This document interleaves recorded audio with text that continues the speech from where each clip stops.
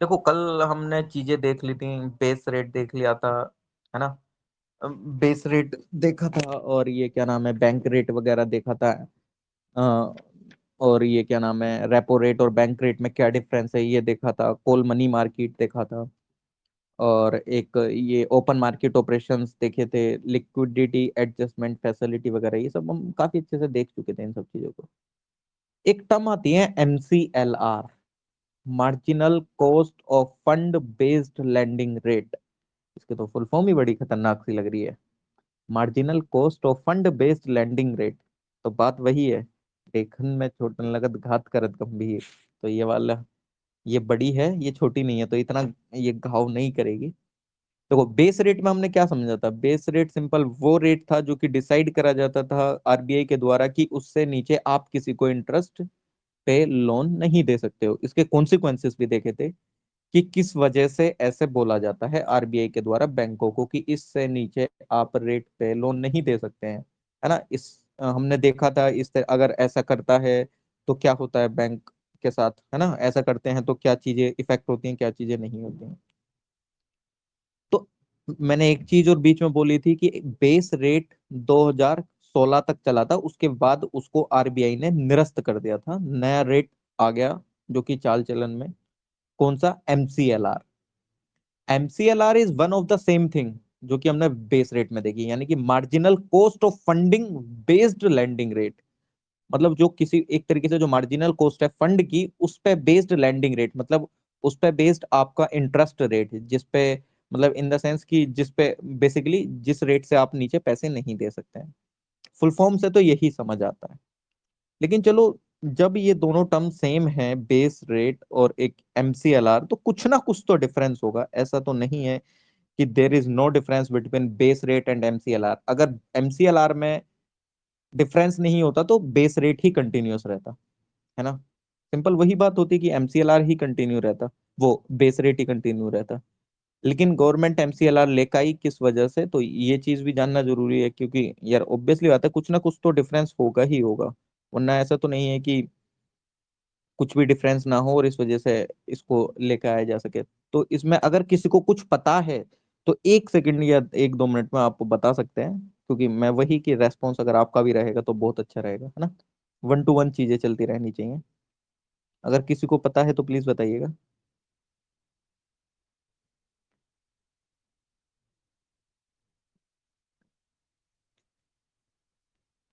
Anyone? बाप रे। ई- कोई कुछ बोल रहे हैं, प्लीज बताइएगा।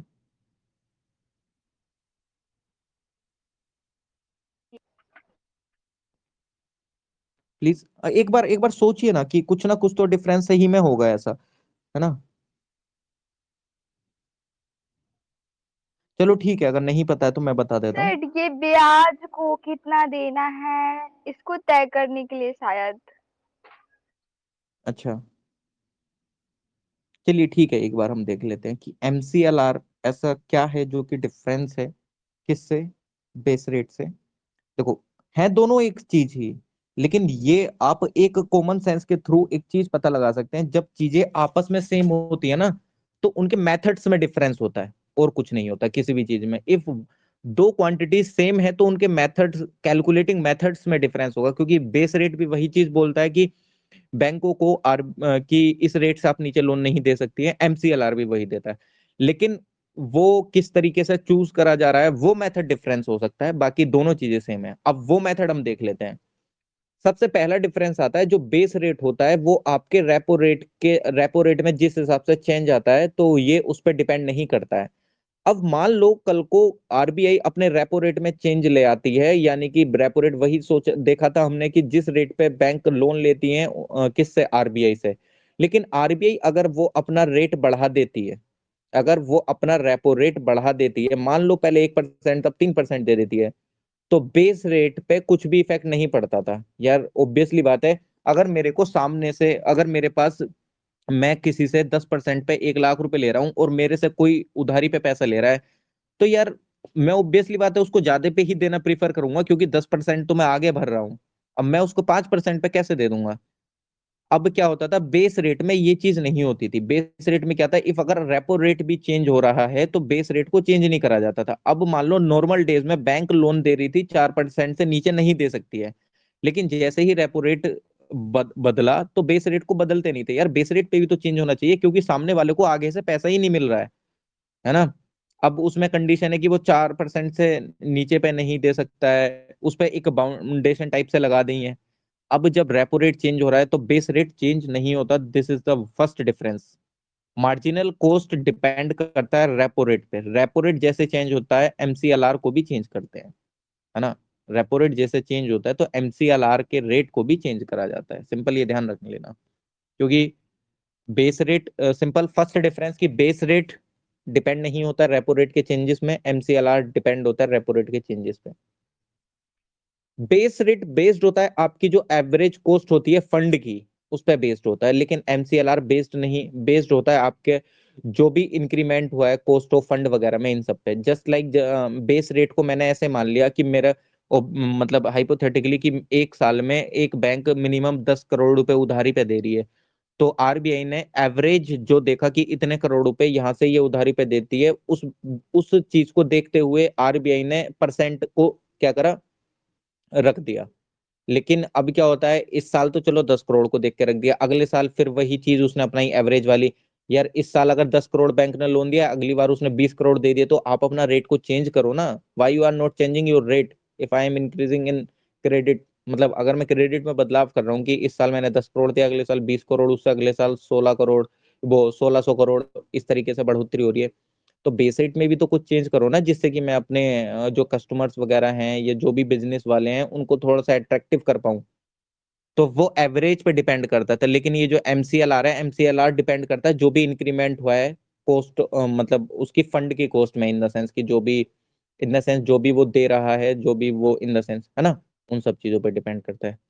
थर्ड डिफरेंस अगर मैं आपको बताने की कोशिश करूँ तो बेस रेट जो है कैलकुलेट करा जाता है प्रॉफिट मार्जिन को निकाल के, है ना, कितना मिनिमम रिटर्न आपका आ रहा है ना, उस चीज को ध्यान में रख के।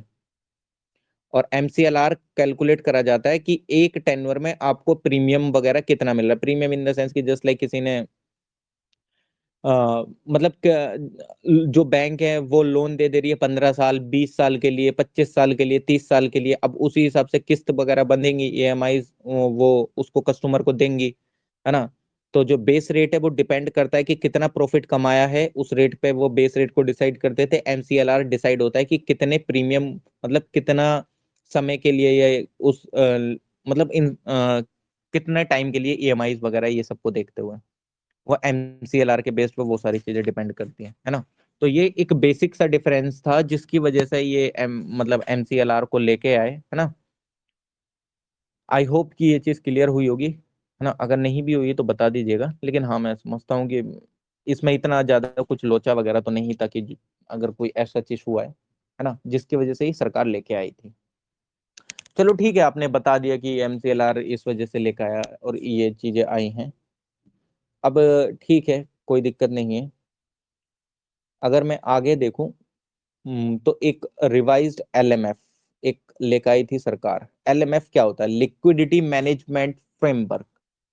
लिक्विडिटी मैनेजमेंट फ्रेमवर्क, अगर मैं ये कोई शब्द बोलता हूं तो आपको समझ क्या आता है इससे, कि मैंने एक फुल फॉर्म बोल दिया। मैं हमेशा बात करता हूँ कि हमेशा टर्म को तोड़ के देखो कि आपको नॉर्मल सेंस उससे क्या निकल के आ रहा है ना।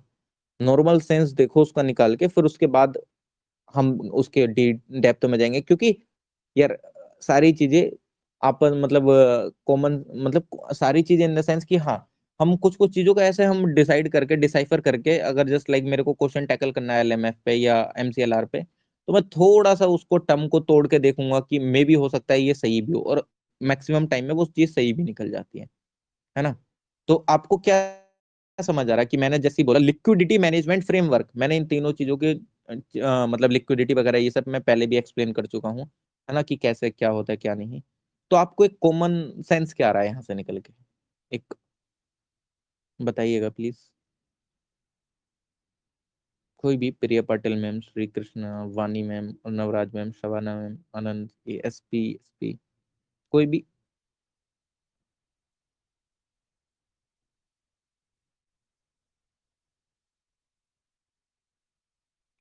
क्या कुछ समझ आया है इससे? क्वेश्चन को एक बार फिर से बोल दीजिए।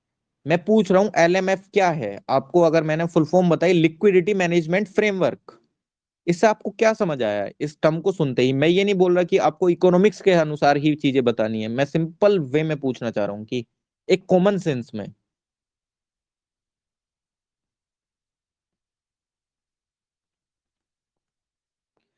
देखो, मैं हमेशा एक ही चीज बोलता हूँ, अगर कभी भी कंफ्यूजन हो जाए करे तो टर्म को तोड़ के देख लिया करो। मैंने बोला लिक्विडिटी, इकोनॉमी की टर्म में लिक्विडिटी का क्या मतलब होता है, यानी कि जो एक, मैं किसी भी चीज को अगर मैं पैसे में कन्वर्ट कर लेता हूँ बहुत easily, that is called liquidity. Liquidity in the in मतलब जस्ट लाइक कि मेरे पास कैश है ना, इन द सेंस कुछ भी। मैनेजमेंट माने कि कैश को मैनेजमेंट करने का फ्रेमवर्क, अब वो कैश किसके पास बोल रही है आरबीआई, अब वो समझने वाली बात है। लिक्विडिटी मैनेजमेंट फ्रेमवर्क वो है कि जिसमें बैंक आपस में लेन देन करती हैं, है ना, एक दूसरे को, जस्ट लाइक ऐसे होता है ना कि जस्ट हम किसी एक बड़े लेंडर से नहीं ले रहे हैं, मान लेते हैं कि आपको पैसे की जरूरत है किसी को, या मेरे को पैसे की जरूरत है, और मैं आप में से किसी को अप्रोच कर लेता हूँ, मैं बैंक के पास जाता ही नहीं हूँ। ऐसा होता है ना, हम किसी से उधारी पे पैसा ले लेते हैं कि भाई मैं तेरे को, चलता है ना ये मतलब इंटरेस्ट रेट पे पैसे देते हैं काफी लोग। अगर वो चाहे तो बैंक को भी अप्रोच कर सकते हैं, लेकिन वो बैंक को करते नहीं, वहां पे क्या होता है, पर्सन टू पर्सन लोन हो रहा है। अब वहां का रेट कौन डिसाइड करता है, वो तो अपने अनुसार कर लेते हैं, 8%, 5% पे, 10% पे। वहां तो कोई कुछ नहीं है ना, वहां तो person to person trust basis पे चीजें हो रही हैं, है ना। वहां तो कोई आपको नहीं बता रहा भाई तेरे को 10% पे देना है, लेकिन उसके लिए भी लीगल प्रोसीजर, अगर मैं आपको चीजें बताऊंगा कि कोई इंसान उधारी पे पैसा नहीं दे सकता है ऐसे, सच बता रहा हूँ मैं, कोई भी इंसान विदाउट इशूइंग, मतलब उसको एक सर्टिफिकेट इशू होता है, अगर आपके वहां पे कोई मनी लेंडर पैसा देता है, या कोई भी, या आप में से कोई भी अगर किसी को पैसा देता है लाखों रुपए की टर्म्स में, 1 लाख रुपए, 50,000 रुपए, ये सब करके, उसके लिए भी एक आपको वो लेना पड़ता है डिस्ट्रिक्ट से सर्टिफिकेट, मैं बताऊंगा उसका भी, है ना। तो उस लेवल पे क्या होता है, ट्रस्ट के बेसिस पे, लेकिन सर्टिफिकेट वगैरह कौन लेता है, कोई नहीं, हम तो आपस में ट्रस्ट के बेसिस पे करते हैं, तो वहां पे भी तो परसेंट डिसाइड होता है ना, सेम। अगर वही चीज बैंकों में आपस में होने लगे तो बैंक आपस में डिसाइड करते हैं, बैंकों को तो करना पड़ेगा ना यार, वो तो पर्सन है, वहां पे तो लोगों का पैसा है, वो लोगों के पैसे का लेन देन कर रहे हैं, तो उसके लिए तो कोई फ्रेमवर्क सेट करना पड़ेगा ना। वहां तो एक बैंक दूसरे बैंक से पैसा कमाने के लिए फिर तो कुछ भी रख सकती है यार, लोगों का पैसा है, फाइनेंशियल इंक्लूजन का सपना अधूरा रह जाएगा, लोगों ने पैसे जमा करना बंद कर दिया अगर एक बार ट्रस्ट ब्रेक हो गया तो, है ना। उस चीजों को मेंटेन करने के लिए तो चीजें लानी पड़ेंगी ना, कोई फ्रेमवर्क लाने की जरूरत है, without any framework we can not, है ना, कि हम लोगों में ट्रस्ट वगैरह जनरेट कर पाए, तो ये चीज तो गलत हो जाएगी। तो एलएमएफ वही है, एक तरीके से लिक्विडिटी मैनेजमेंट फ्रेमवर्क, एक फ्रेमवर्क बनाया गया कि जस्ट लाइक अगर कोई बैंक मतलब एक तरीके से डिमांड इन द सेंस आपस में, मतलब एसबीआई को जरूरत है या पीएनबी को जरूरत है, तो वो उससे पैसे ले लेगा कि भाई एक काम करो, मैं एक तरीके से कि मेरे को जरूरत है इन द सेंस, जैसे कि हम अभी कोल मनी मार्केट वगैरह में भी देख रहे थे, है ना। तो सिंपल, अगर मैं सिंपल वे में बोलूं तो यानी कि if lending is between the two banks, है ना, इंटर बैंक हो रही है अगर लैंडिंग, चलो ठीक है, ये तो अगर हमें समझ में आ जाता है एलएएफ का, कि हाँ आपने एक चीज बोल दिया कि ठीक है ये चीज है, कोई दिक्कत नहीं है। अब अगर मैं और देखूं कि, और इन द सेंस कि ठीक है ये चलो हो जाता है ऐसा, तो वो कितने दिन के लिए करते हैं, कितने दिन के लिए नहीं करते हैं, अगर आप में से पता है किसी को तो प्लीज बता सकते हैं।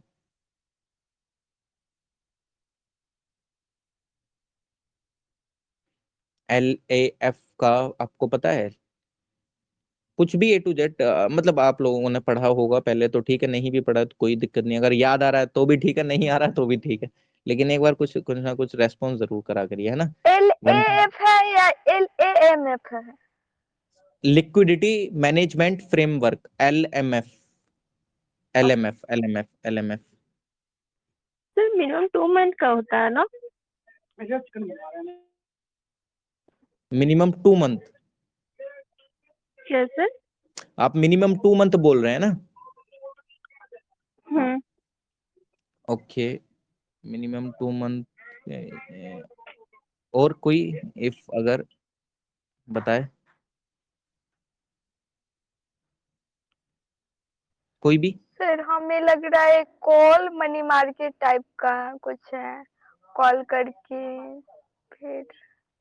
हाँ हाँ, नहीं नहीं, आप लोग जा सही रहे हैं, प्लीज आप अपने से भी थोड़ा सा करेंगे ना तो चीजें बहुत आसान हो जाती हैं अपने आप से करने से भी, क्योंकि जब आप उसमें दिमाग लगाएंगे तो ऑब्वियसली बात है आप थोड़ा सा लॉजिकली माइंड से भी सोचेंगे, लॉजिकली माइंड से सोचेंगे तो भाई ऑब्वियसली बात है कि चीजें निकल के आएंगी।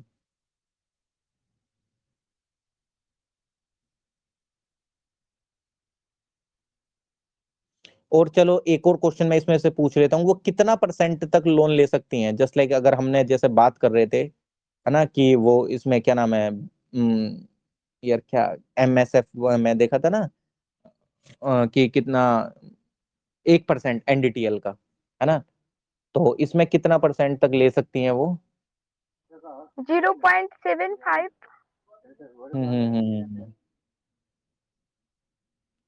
ठीक है ठीक है, बहुत सही, आप सही बोल रहे हैं। अच्छा चलो एक चीज मैं चलो अब चीजें क्लियर कर देता हूँ, कोई दिक्कत नहीं, अगर आप लोग नहीं मतलब काफी अच्छा बताया आप लोगों ने, है ना, ठीक है कोई दिक्कत नहीं है, अब हम इसको पूरा प्रॉपर वे में देख लेते हैं अच्छे से, है ना। अब यार आप खुद सोचो, ये जो फ्रेमवर्क है, ये फ्रेमवर्क चलो RBI के द्वारा चालू करा गया है ना, कि मैंने मान लिया कि आपस में इंट्रा ट्रेड हो रही है ना, आपस में एक चीज इन मतलब आपस में हो रहा है इनका लेन देन, लेकिन उस चीज से फायदा क्या हो रहा है, मतलब ठीक है मेरे को ये लग रहा है कि हाँ आपस में इस चीज से फायदा हो रहा है कि अगर किसी को जरूरत पड़ती है तो वो RBI को अप्रोच नहीं करता है, तो आपस में कर लेते हैं, नहीं ऐसा कुछ नहीं है। ये चीज तो एक मतलब वन ऑफ द वे है, मतलब जैसे बोलते हैं ना 4-5 कारण है उसके पीछे का, एक कारण ये मैं मान सकता हूँ, लेकिन सबसे मेन कारण ये है, RBI चेक करती है उनकी वोलेटिलिटी, वोलेटिलिटी है ना, यार दो चार शब्द का कभी कभी वैसा हो जाता है, मतलब टंग स्लिप हो जाती है ना। वोलेटिलिटी को चेक करती है किसकी, RBI बैंक्स की, कि किसके पास के मतलब कितनी लिक्विडिटी वगैरह इन मतलब काफी अच्छे से है वो, मतलब काफी अच्छे से चीजों को मैनेज कर सकता है, तो इस तरीके से उसने एक फ्रेमवर्क चालू करा। फ्रेमवर्क में क्या है कि 14 डेज का ये एक रीपर्चेज टर्म होता है, मतलब 14 डेज का, यानी कि जो NDTL का लगभग 0.75% एक तरीके से आप उसका वो कर सकते हैं ऑक्शन वगैरह, या आप ले सकते हैं किसी मतलब एक अदर बैंक से, ये सब करके। तो यानी कि एक तरीके से सिंपल आपको ये समझ आना चाहिए कि ये सिंपल किसी बैंक की वोलेटिलिटी को चेक करने के लिए है ना, और उसकी किस तरीके से उनकी लिक्विडिटी को एक तरीके से मैनेज करके बेटर वे में करा जाए, सिंपल। एक जो इसका यूसेज की अगर मैं बात कर लेता हूँ, तो RBI ने ये 14 दिन का टर्म रीपर्चेस ऑप्शन स्टार्ट करा था, है ना, जिसमें कि आप अपना 0.75% यानी कि जो NDTL है उसका आप कर सकते हैं, है ना, मतलब एक तरीके से ऑक्शन लगा सकते हैं, जस्ट लाइक SBI ने अपना रखा 0.75% और उसको क्या नाम है कौन दे देती है पैसे, PNB, है ना, तो उस चीज से ये पता चलेगा ओ अच्छा PNB के पास इतनी लिक्विडिटी काफी अच्छे से है, उसका मैनेजमेंट ये काफी अच्छे से कर पा रही है। तो सिंपल वे में ये मीनिंग है इसमें, ज्यादा और कुछ ऐसा है भी नहीं जानने के लिए, जो कि एक प्रीलिम्स के हिसाब से और वैसे भी मैं बताऊं तो, है ना। तो सिंपल एक क्वेश्चन ये था प्रीलिम्स के हिसाब से भी, क्या इस चीज से क्या फायदा होता है, तो सिंपल फायदा यही होता है कि वोलेटिलिटी को चेक करती है इंटर बैंक, है ना, मतलब आपस में बैंकों की कितनी वोलेटिलिटी है, लिक्विडिटी को काफी अच्छे से मैनेजमेंट करने के लिए भी मतलब पता चलता है ना RBI को कि हाँ इस तरीके से ये भी चीजें हो रही हैं। चलो ठीक है, यहाँ तक कि हमने ये चीजें देख ली हैं, कोई दिक्कत नहीं है। अब अच्छा खासा डिस्कशन फिर अब स्टार्ट होता है बैंकिंग से रिलेटेड, काफी अच्छे से नेशनलाइजेशन वगैरह वाली चीजें स्टार्ट होती हैं। फिर हम ये क्या देखेंगे, इनका NPS वगैरह ये सब किस तरीके से कैसे होगा, है ना, क्या होता है कैसे नहीं होता है। आपने कभी देखा होगा, आप अगर हिंदी न्यूज़पेपर पढ़ते हैं या इंग्लिश न्यूज़पेपर जो भी, उसमें एक कॉलम आता है साइड में कि किसी का घर नीलाम हो जाता है, उसमें तमाम जैसे जैसे लाइक कोई भी बैंक ऑक्शन के लिए क्या करती है, बैंक अखबार में निकलवाती है, लेकिन आपने कभी सोचा वो किस एक्ट के अंतर्गत निकलवाती है ना। अभी हम देखेंगे सरफासी एक्ट जो होता है अपना, सरफासी एक्ट 2002, है ना, वो इसको थ्रू आपका बैंक, मतलब मैंने बोला ना हर एक चीज डेली टू डेली लाइफ से कनेक्टेड है, आप डेली उन चीजों को देखते हैं, बस ये विजुअलाइजेशन कि आप कितने अच्छे से विजुअलाइज कर पा रहे हैं। चलो मैं नेशनलाइजेशन से स्टार्ट करता हूँ, nationalisation and development of banking in India से। अब आप इस बात को काफी अच्छे से समझ सकते हैं कि नेशनलाइजेशन की जरूरत क्यों पड़ी, why we need nationalisation at that time. 1969 में जो बैंकिंग नेशनलाइजेशन एक्ट आया था, किसकी सरकार में, उस टाइम पे किसकी सरकार थी? कांग्रेस की सरकार थी। उस टाइम पे जो नेशनलाइजेशन हुआ बैंकों का, तो वो क्यों हुआ एज सच, है ना? अन- एक लाइन में बता सकते हैं, एक दो लाइन में, जो भी किसी को भी ध्यान हो प्लीज, एक बार में प्लीज, जो भी बताना चाहे कि नेशनलाइजेशन की जरूरत क्यों पड़ी हमें, वाई, हमको नेशनलाइजेशन करना ही क्यों पड़ा? कोई भी प्लीज। सर क्योंकि उस समय जो बैंक थे वो, जो मतलब वित्तीय समावेशन होता है उसके लिए अच्छे से कार्य नहीं कर रहे थे। मतलब जो गरीब जनता है उनको जोड़ने में सक्षम नहीं थी, इसलिए गवर्नमेंट ने अपने हाथ में लेके और वो सब पॉलिसी इम्प्लीमेंट की। Actually, the nationalization was to connect the rural people with the banks. The main reason was that. Okay, मतलब एक फाइनेंशियल इंक्लूजन का सपना। A kind of financial inclusion, but in a small scale financial inclusion can be referred. हम्म, ठीक ठीक है, बहुत सही, बहुत सही ना। नहीं, सही सही बोल रहे हैं आप लोग कि देखो, फाइनेंशियल इंक्लूजन का भी एक सपना ही था बेसिकली, अगर आपको उसका ध्यान हो। अच्छा ये बताओ, उस टाइम पे कौन सा फाइनेंशियल ईयर वो प्लान चल रहा था, 5 ईयर प्लान का कौन सा नंबर का 5 ईयर प्लान था? तो आप उसके मोटो से भी जान सकते हैं चीजों को, अगर किसी को पता हो तो। 1969 पे फोर्थ फोर्थ सर। उसका मोटो पता है कौन सा चल रहा है, क्या था मोटो उसका, किसी को? 4th 5 ईयर प्लान का जो बेसिकली, मतलब किस मॉडल पे वो बेस्ड था फोर्थ, इसके ऑब्जेक्टिव क्या थे?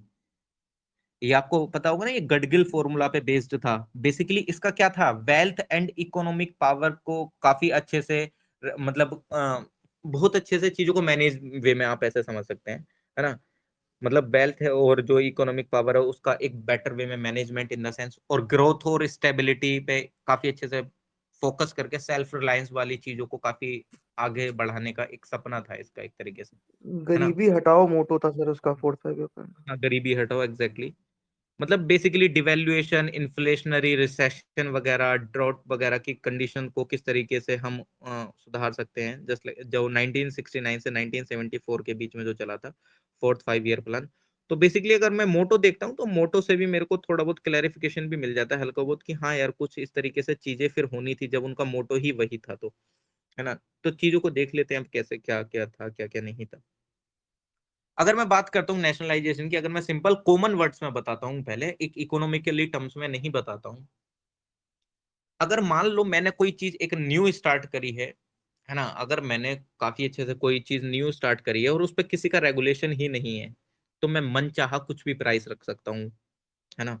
मैं उस प्रोडक्ट का प्राइस 1,000 रुपये रखूं, 2,000 रखूं, 3,000 रखूं, है ना? रख सकता हूँ। वो अलग बात है, वो मार्केट में आगे बिकेगा नहीं। अगर मैंने कोई छोटा सा, मान लो एक 10 रुपए की चॉकलेट को मैं कल को अपनी कंपनी का टैग देकर उसको 3,000 की बेचने लगता हूँ, कोई लेगा? नहीं लेगा, क्योंकि ऑलरेडी उसमें काफी अच्छे से जो मेरे प्रेजेंट हैं, जो क्या नाम है, जो प्लेयर्स है मार्केट में, वो 3,000 की कोई भी नहीं खरीदेगा। और इंडिया में ऐसा भी इतने भी मतलब जो काफी इतने अच्छा सक्षम भी नहीं है, सारे की सारे एकदम फॉरवर्ड क्लास से ही बिलोंग करते हैं, है ना? जो कि एकदम फर्स्ट क्लास मतलब फैमिली से, जो 3-3 हजार की या 10-10 हजार की भी खरीद सकते हैं। तो बेसिकली यानी कि अब क्या होता है, मैं अपनी मनचाही करूंगा एक तरीके से, है ना? जस्ट लाइक आपको पता भी होगा, कंपटीशन कमीशन ऑफ इंडिया जो कि इंडिया में रेगुलेट होता है, आपने पता भी होगा, गूगल पे उसने काफी अच्छे से अभी वो भी जुर्माना भी लगाया है। अब उसके पीछे की मैं डिटेल वो नहीं करूंगा डिस्कस, लेकिन आपको पता है कंपटीशन कमीशन ऑफ इंडिया क्या करता है? एक मोनोपोली क्रिएट ना हो मार्केट में, उस चीजों को रेगुलेट करने की कोशिश करता है।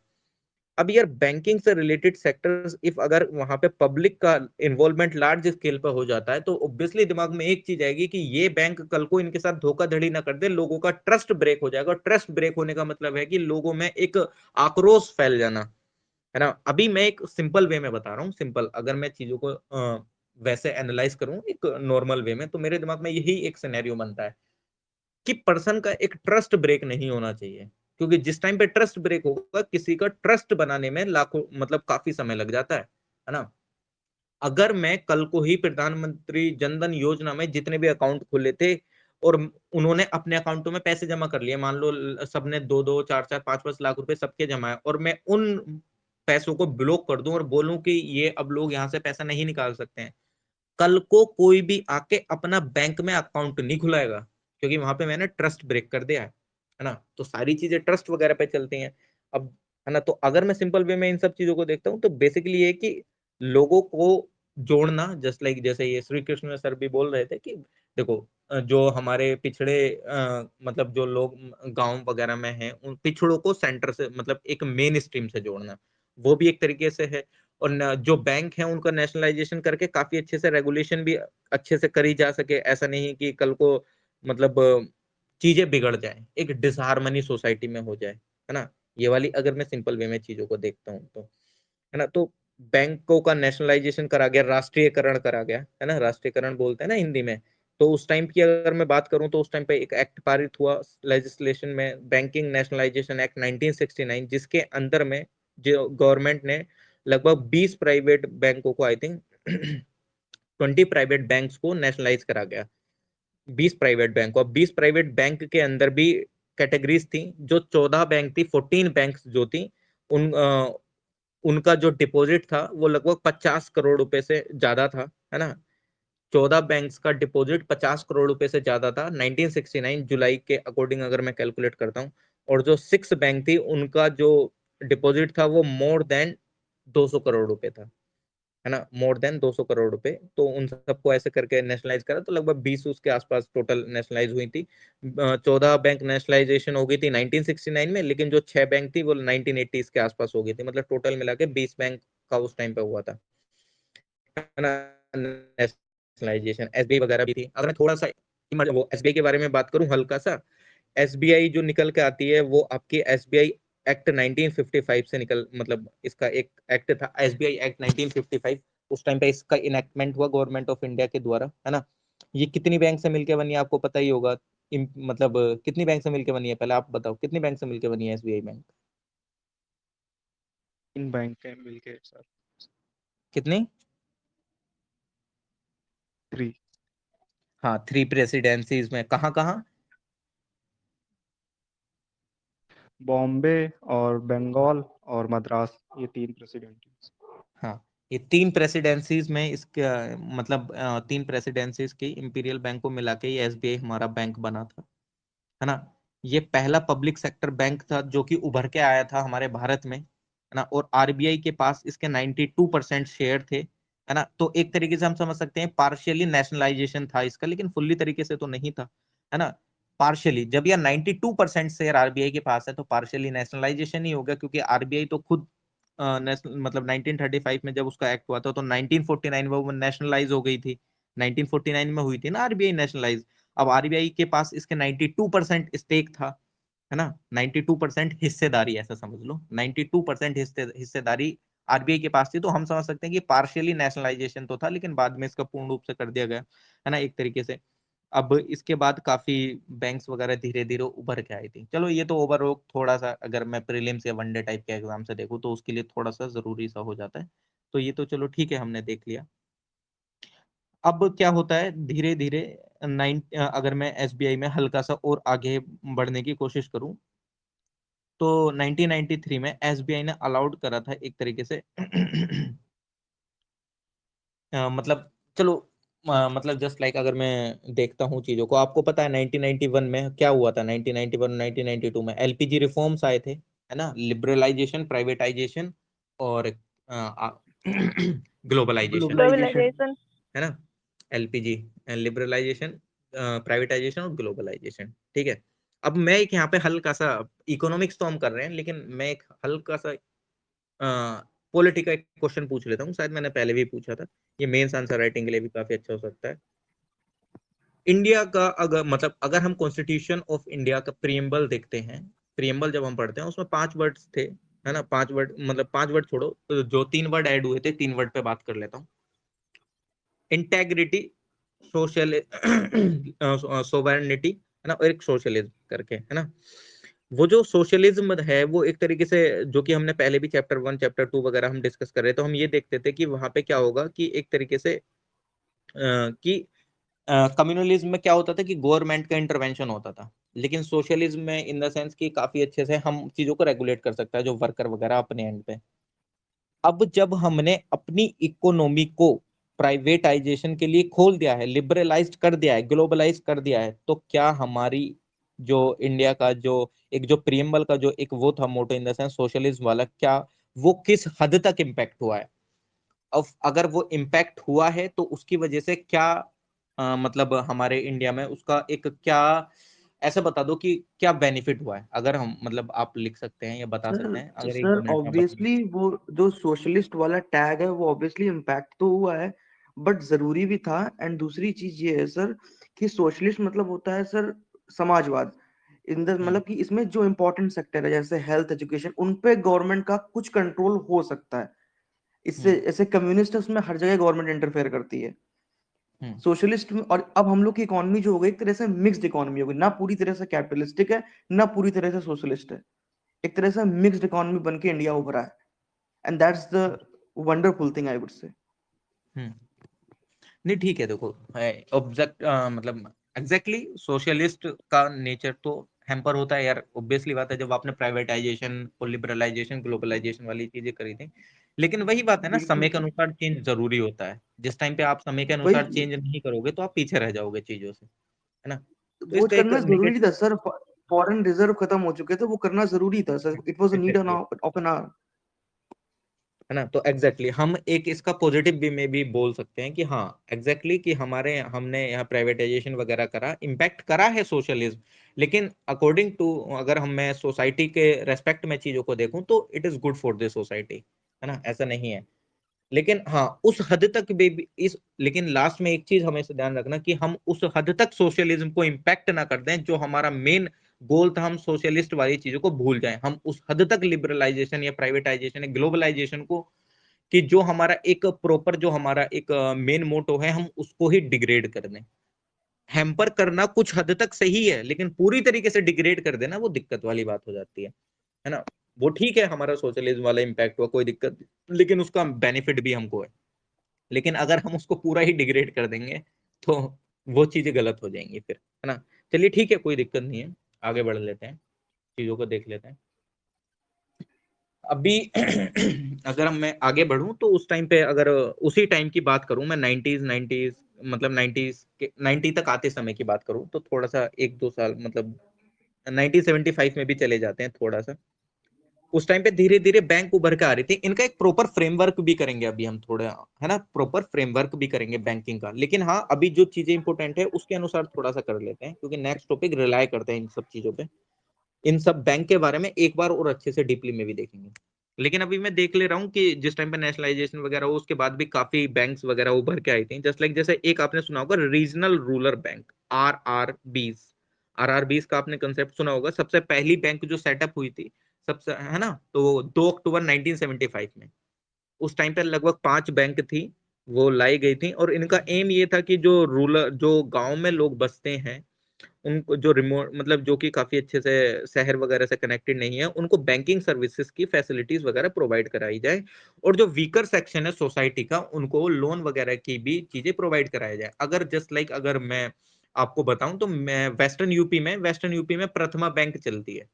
अगर मैं वेस्टर्न यूपी की बात करता हूँ, मेरे यहाँ जो रीजनल रूरल बैंक है वो प्रथमा बैंक है। प्रथमा बैंक क्या है, वो बैंक गाँवों में है तो वो फार्मर्स पे ज्यादा फोकस रहती है। आपने एक चीज और सुनी होगी क्या, पब्लिक वो प्रायोरिटी सेक्टर लेंडिंग, PSL बोलते हैं। तो ये क्या करती हैं, ये जो रीजनल रूरल बैंक्स हैं, अब इस टर्म में ही रूरल आ गया, यानी कि रूरल वाले सेक्टर को काफी अच्छे से इन्फ्लुएंस करेंगे या उसको ज्यादा बेनिफिट करेंगे। तो यानी कि फार्मर्स पे ज्यादा फोकस करती हैं, जिससे कि वो अपनी खेती को काफी अच्छे से कर पाए, मैकेनाइजेशन चीजों को काफी अच्छे से, यानी कि ट्रैक्टर वगैरह ये सब खरीद पाए, ये सब करके, यानी कि वो उनको क्रेडिट फैसिलिटी प्रोवाइड कराती हैं। अब मेरे गांव में मान लो, मेरे गांव से मेरा शहर दूर है, 20 किलोमीटर में मान लेता हूँ। अब मैं जाना प्रीफर नहीं करूंगा, है ना, और डॉक्यूमेंटेशन इतना होगा, लगभग 10-20 चक्कर मेरे लग जाएंगे बैंक के पास लोन वगैरह ये सब लेने में। तो उन सब चीजें जो ये सब चीजें टैकल कर रहे थे, उन सब चीजों को सोल्व करने के लिए रीजनल रूरल बैंक का कंसेप्ट लाया गया कि जो वीकर सेक्शन है उसको क्रेडिट फैसिलिटी उसके डोर स्टेप पे प्रोवाइड कराई जाए, है ना। ये चीज हमको समझ आ जाती है कि चलो ठीक है, हम और उनको काफी प्रोडक्टिव वे में भी सपोर्ट करा जाए। जो वो सेविंग वगैरह रखते हैं मान लो, है ना, जो वुमेन्स वगैरह होती हैं ऑब्वियसली बातें रखती हैं, तो वो बैंक में भी रख के कुछ अपना परसेंट कमा सकती हैं। अब ठीक है, हमको ये चीज समझ में आ जाती है, प्रीलिम्स के हिसाब से चीजें देख लेते हैं कि इसमें क्या चीज इंपॉर्टेंट हो जाती है, क्या चीज नहीं होती है। अब आरआरबीज को कौन वो करता है, रेगुलेट करता है बेसिकली, इसमें कौन कौन किस किस का क्या क्या हिस्सेदारी होती है, क्या क्या नहीं होती है।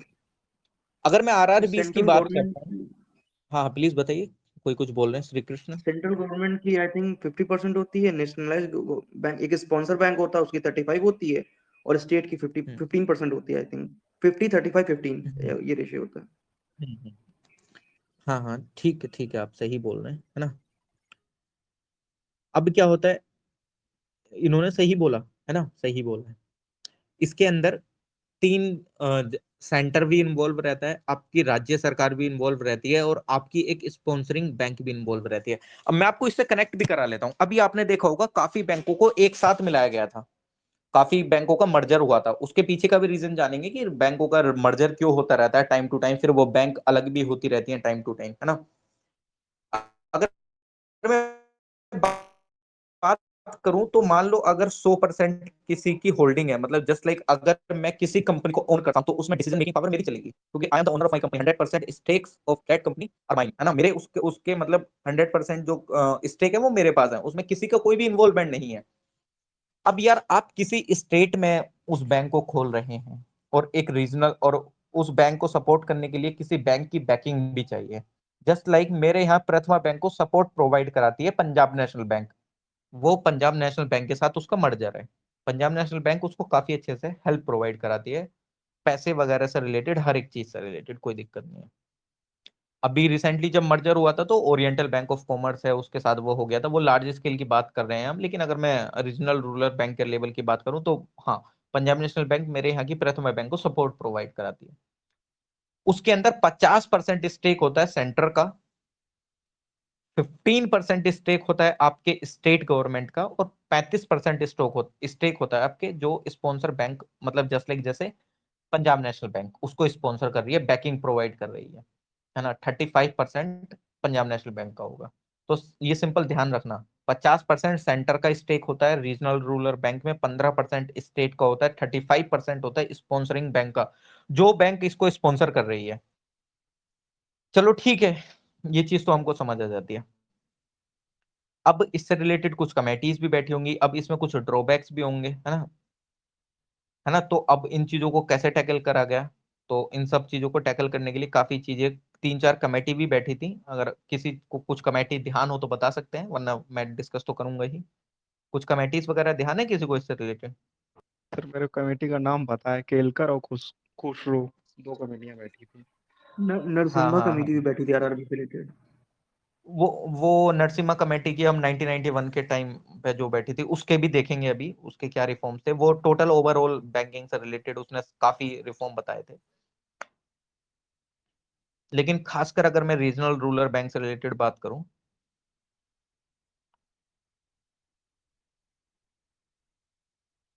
अब आपको मैं एक चीज बताऊं, आप खुद एक चीज को समझो।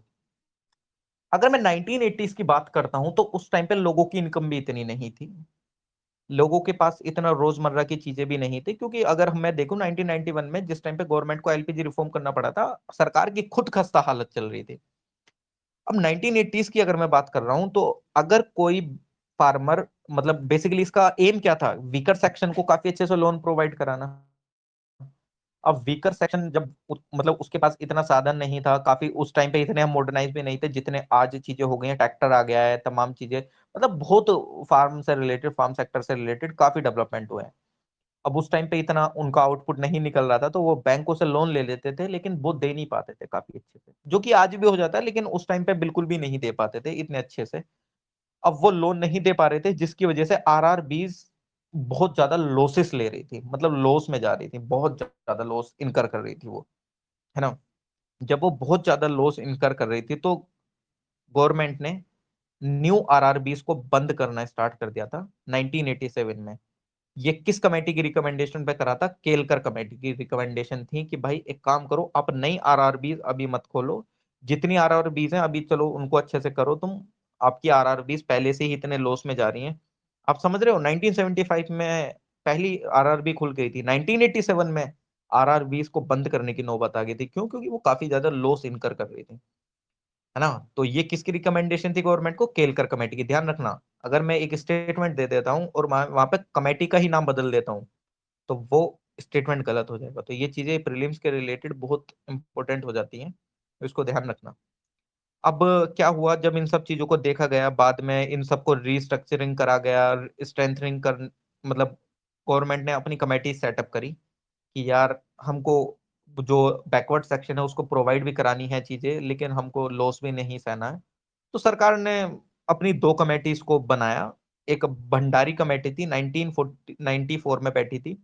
एक बासु कमेटी थी, 1995 में बैठी थी, है ना। तो उन्होंने अपने सजेशंस वगैरह दिए, है ना।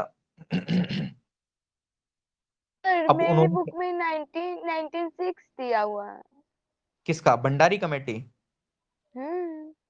हाँ, 1994 1995 उसने क्या करा, रिपोर्ट सबमिट करी थी 1996, इस वजह से उसका दे रखा होगा। वो बासु कमेटी होगी 1995 और 1996, है ना। हाँ बा, हाँ बासु कमेटी होगी वो 1996 के आसपास की। चलिए ठीक है, उन्होंने हाँ। फिर और अपनी भंडारी समिति 1994 से 1995। हाँ हाँ हाँ हाँ, ठीक ठीक ठीक, है ना। तो उसने काफी अच्छे से अपने सजेशन वगैरह दिए कि चलो ठीक है भाई, एक काम करते हैं। उन्होंने क्या करा, कॉमर्शियल इंटरेस्ट रेट पे वो लैंड करने लगे। मतलब पहले मान लो कि वो जो कमर्शियल रेट पे जो अदर बैंक दे रही थी, उन्होंने सेम वही चीजें अपनाना स्टार्ट कर दिया, है ना। और उन्होंने क्या करा कि अगर वो अब वीकर सेक्शन को नहीं, वो अदर बैंक अदर लोगों को भी दे सकते हैं, है ना। वो किसी को भी दे सकते हैं। अगर आप अब जाके लोन लो, मेरे यहाँ पे प्रथम बैंक है, वो शहर में भी है और वो लोगों को लोन भी देती है। जस्ट लाइक अगर मैं भी लोन लूं तो मेरे को मिल जाएगा आराम से, है ना। और ऐसा नहीं है कि हमने, मेरे पिताजी ने पहले लिया था और वो उसी बैंक से लिया और मिल गया था आसानी से, है ना। तो ऐसा नहीं है कि अब वो वीकर सेक्शन को ही ज्यादा फोकसली करके करेंगे, क्योंकि यार अगर वो अदर को लेंगी तो एक एक जगह से तो मिल रहा है ना, दूसरी जगह से अगर कम ही मिल रहा है तो अपना लॉस को वो सह सकती है। तो उसने रिकमेंडेशन वगैरह दी, तो उसके बाद वो चीजें सेटअप करी। चलिए ठीक है, रीजनल रूरल बैंक का मेरे को इतना कंसेप्ट समझ में आ जाता है। मैं अगर कोऑपरेटिव बैंक्स पे आता हूँ, कोऑपरेटिव बैंक्स जस्ट लाइक सहकारी बैंक, मेरे यहाँ जिला सहकारी बैंक करके आपने सुनी है आप लोगों ने? जिला सहकारी बैंक होती है, मेरे यहाँ है। मेरे यहाँ तो है, ऑब्वियसली आप लोगों के यहाँ भी होगी। एक बार बताइएगा प्लीज, आपके वहां है? जिला सहकारी करके होती है बैंक। हाँ मेरे यहाँ है। यस सर, है बिल्कुल सर। हाँ हाँ हाँ। तो सहकारी का मतलब ही क्या होता है? कोऑपरेटिव, जो कोऑपरेट करके चीजों को करा जाए एक तरीके से, ऐसा अगर मैं सिंपल वे में समझता हूँ चीजों को। एक सेकंड रुकेगा, मैं पानी लेता हूँ यार, है ना, एक सेकंड।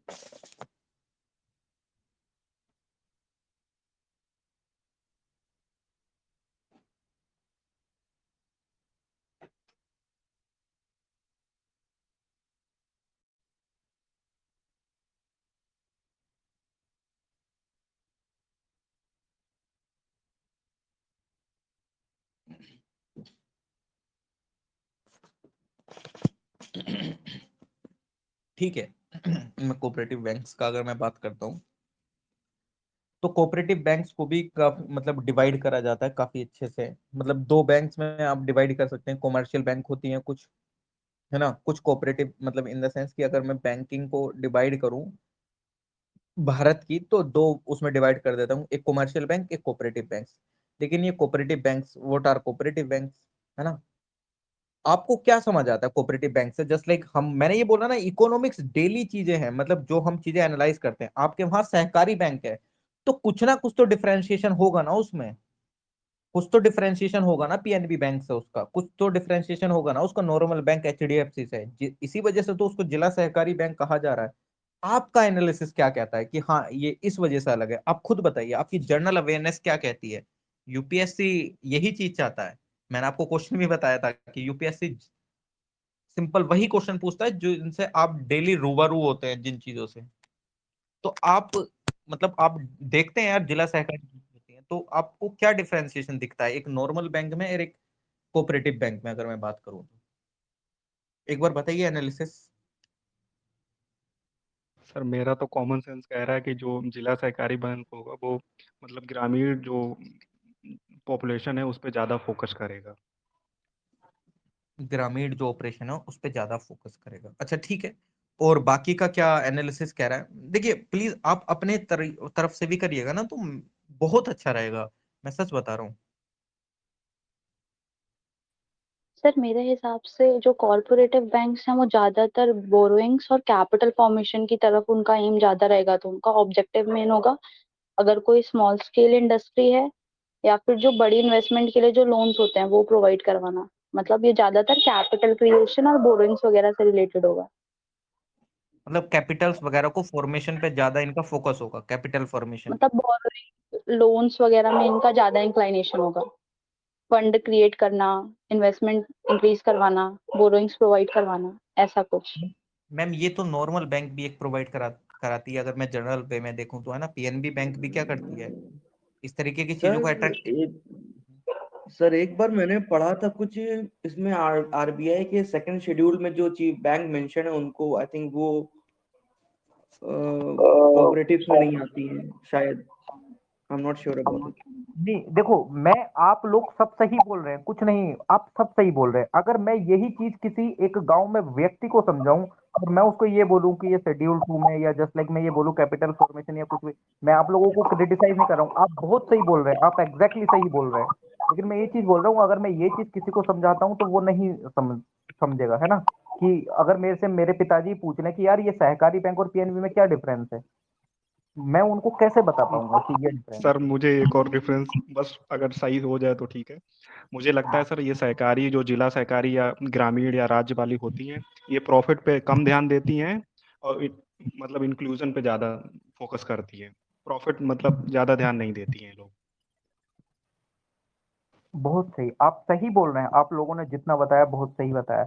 लेकिन मैं अभी भी एक चीज सुनना चाह रहा हूँ, बस सिंपल एक चीज सुनना क्या चाह रहा हूँ कि जो एक कॉमन मैन के दिमाग में उस चीज को सेट कर दे कि हाँ भाई ये डिफरेंस है। मजा आ गया आपने बताया तो, ऐसा मतलब आप लोगों ने सही बताया, लिटरली सही बताया यार, बहुत सही बताया। मैं करता हूँ आप लोगों का अप्रिशिएट यार, बहुत सही। विवेक कुमार, श्री कृष्णा जी, प्रोटागोनिस्ट, आप लोग मतलब बहुत सही बताया।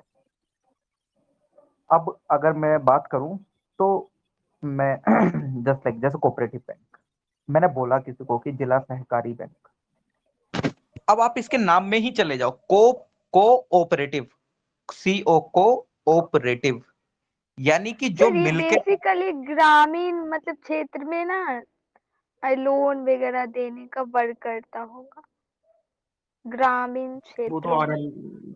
वो तो आरआरबी भी करती है ना, उसमें उसमें क्या फर्क हुआ।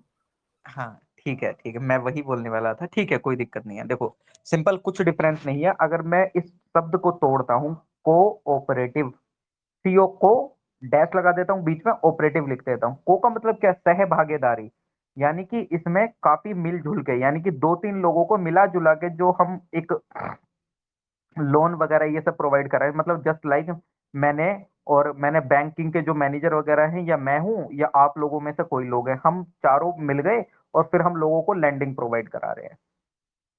समझे मैं कहना क्या चाह रहा हूँ, कि सिंपल बैंक तो है, ठीक है, कोई दिक्कत नहीं, लेकिन उसमें जो अदर मेंबर्स हैं, कोई भी मेंबर, अब मैं उन मेंबर्स के बारे में बताऊंगा कि वो मेंबर्स कौन होते हैं। मतलब तीन चार मेंबर बाहर से और इन्वॉल्व हो जाए और वो बैंक और प्लस हम चारों मिलके लोन प्रोवाइड कराएं, है ना।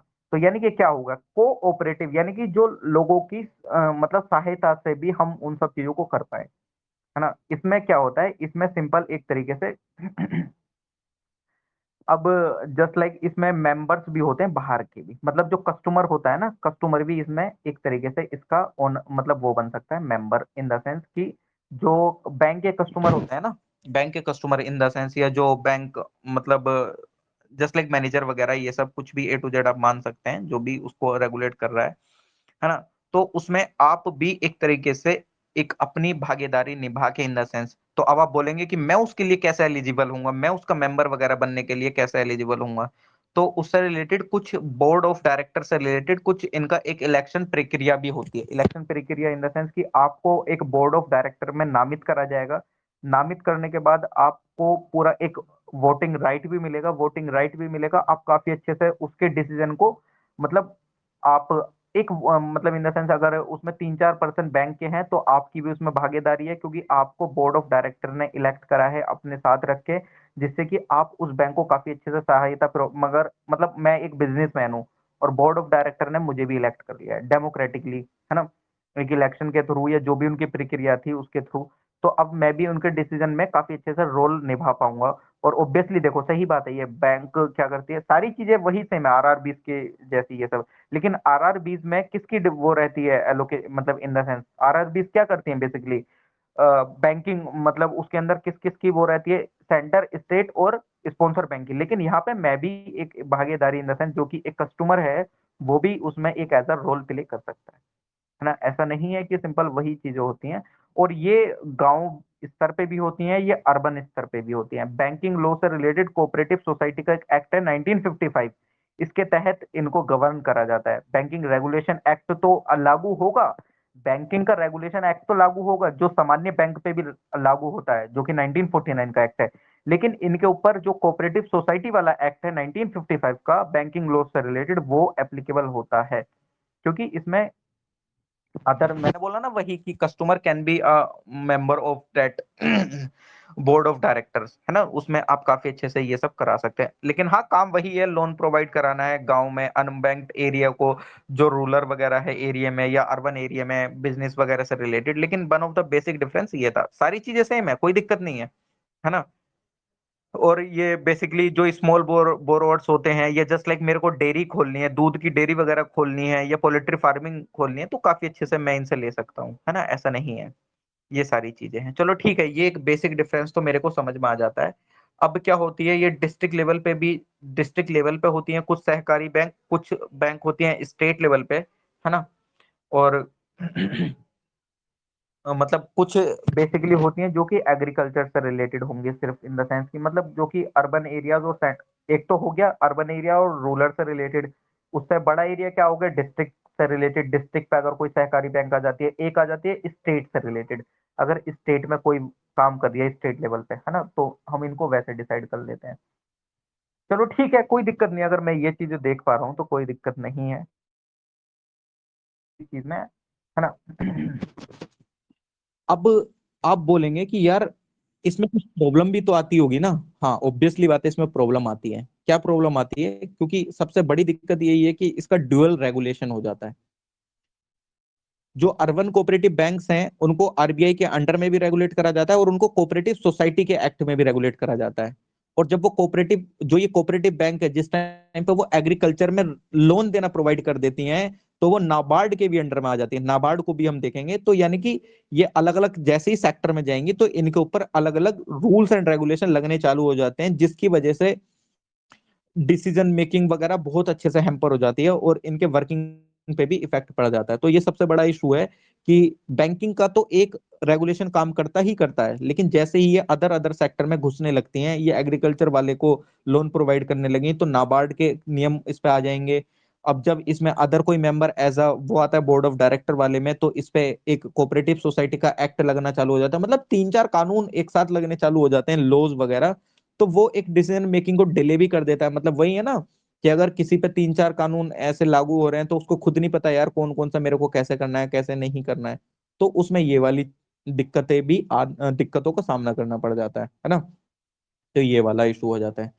चलिए ठीक है, कोई दिक्कत नहीं है। अगर मैं इसमें आगे बढ़ूं, तो आगे बढ़ने से रिलेटेड, अगर मैं फाइनेंशियल सेक्टर के रिफॉर्म से रिलेटेड बात करूं, फाइनेंशियल सेक्टर में जो रिफॉर्म हुए थे, रिफॉर्म कब हुए थे, 1991 में, जिस टाइम पे एलपीजी आया। एलपीजी वही लिबरलाइजेशन, प्राइवेटाइजेशन, ग्लोबलाइजेशन, है ना। इस चीज पे हम फोकस नहीं करेंगे। हम फोकस करेंगे कि जब एलपीजी आया तो ऑब्वियसली बात है बैंकिंग से रिलेटेड भी कुछ रिफॉर्म्स भी आए होंगे। हाँ एग्जैक्टली, बैंकिंग से रिलेटेड भी रिफॉर्म्स आए थे।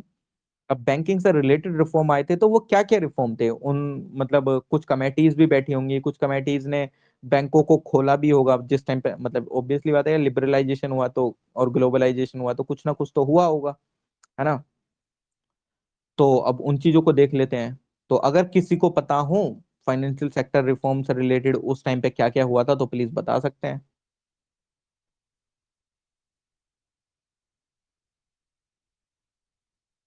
कोई बताएगा प्लीज, एनीवन?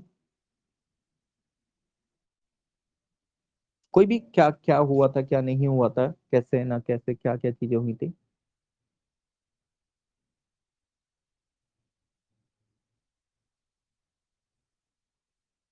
मेरी आवाज आ रही है कि नहीं आ रही है यार?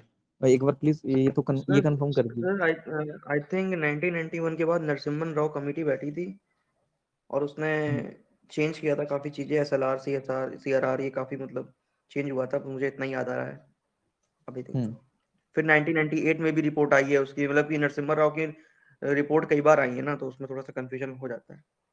हम्म हम्म हम्म। नहीं सही है सही है।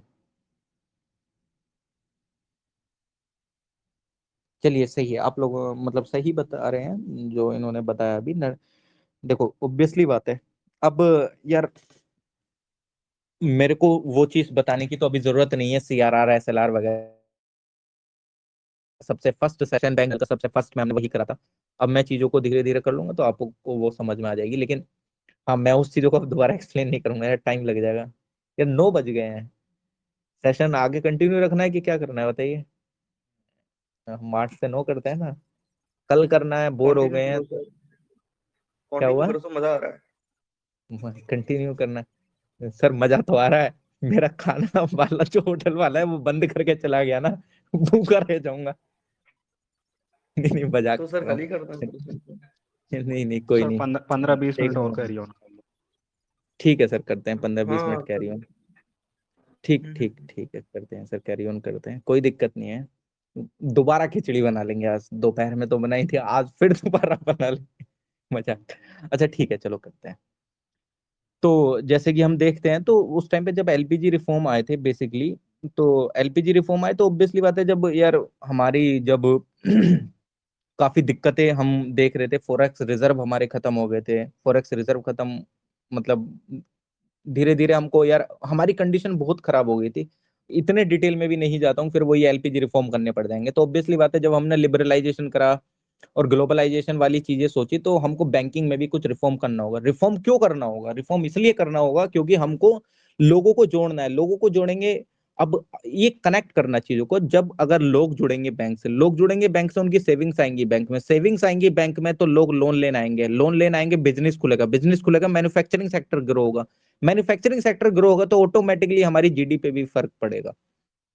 तो उस चेन साइकिल को अच्छे से करने के लिए हमको रिफॉर्म्स की भी जरूरत थी। अब सबसे बड़ा हमारे पास एक चीज था कि हमको लोगों को जोड़ना है बैंक से, कुल मिला के मतलब लोगों के अंदर एक ट्रस्ट पैदा करना है, जिसकी वजह से वो अपना, इन द सेंस कि वो अपना खाता वगैरह खुलाएं और काफी अच्छे से बैंकिंग को यूज कर पाए। सबसे बड़ा इशू तो यही है ना, सबसे अच्छे से चीजों को टैकल करना, हमको ये उसको स्ट्रक्चराइज करना होगा, है ना। तभी जब हम लोगों को जोड़ेंगे तभी वो पूरी चेन साइकिल बन पाएगी। मतलब पैसा आएगा, लोन पे जाएगा, मैन्युफैक्चरिंग बिजनेस खोलेंगे, मैन्युफैक्चरिंग सेक्टर बढ़ेगा, अल्टीमेटली जीडीपी पे भी फर्क पड़ेगा, है ना। अब हमें 1991 की तरह दोबारा इस तरीके से कंडीशन तो झेलनी नहीं है ना। हमको एक लॉन्ग टर्म सॉल्यूशन चाहिए, ना कि हमको शॉर्ट टर्म सॉल्यूशन की जरूरत है। तो अगर हमको लॉन्ग टर्म सॉल्यूशन चाहिए तो हमें करना पड़ेगा, विदाउट इसके लिए तो हम नहीं कर सकते। तो उस टाइम पे क्या था, बैंक वगैरह काफी अच्छे से प्रॉपरली फंक्शन वगैरह नहीं कर रहे थे, तो उनमें लिबरलाइजेशन के रिलेटेड एक कमेटी को हमने सेटअप करा, जिसको नरसिम्हन कमेटी बोलते हैं। नरसिम्हन कमेटी बैठाई गई थी 1991 में। 9 मेंबर कमेटी थी, है ना, 9 मेंबर कमेटी थी। इनके जो चेयरमैन थे, आपको पता है जो चेयरमैन होता है उसी के नाम पर जनरली कमेटी का नाम हो जाता है। मेडावेलू नरसिम्हन नाम था उनका, तो नरसिम्हन उनका सरनेम था, तो उसी के नाम के ऊपर ये नरसिम्हन कमेटी हम इसको बोल देते हैं। ठीक है, नरसिम्हन कमेटी हम इसको बोल देते हैं। और जो नरसिम्हन थे वो हमारे गवर्नर भी थे। अब आप ये बताएंगे, जनरल क्वेश्चन है, जनरल में अब आप बता सकते हैं, वनडे टाइप क्वेश्चन भी आ सकता है। ये कौन से मतलब इनका नंबर कौन सा था, मतलब ये 15th नंबर के गवर्नर थे, 17, 18, 19, कोई किसी भी नंबर के कौन से गवर्नर थे, है ना। ठीक है, कोई दिक्कत नहीं है, आप बता सकते हैं।